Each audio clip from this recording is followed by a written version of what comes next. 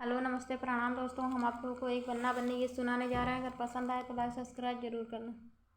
जरा हट के बैठो बन्ना, बन्नी के होला गर्मी। जरा हट के बैठो बन्ना, बन्नी के होला गर्मी। जरा हट के बैठो बन्ना।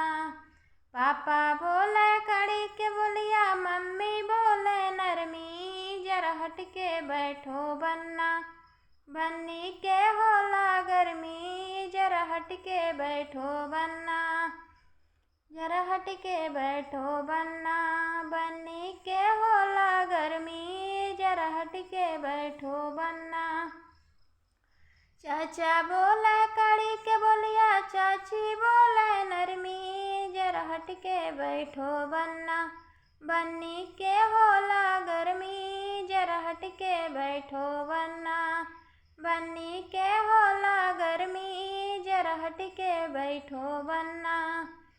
भैया बोले कड़ी के बोलिया, भाभी बोले नरमी। जरा हट के बैठो बन्ना, बन्नी के होला गर्मी। जरा हट के बैठो बन्ना, बन्नी के होला गर्मी। जरा हट के बैठो बन्ना।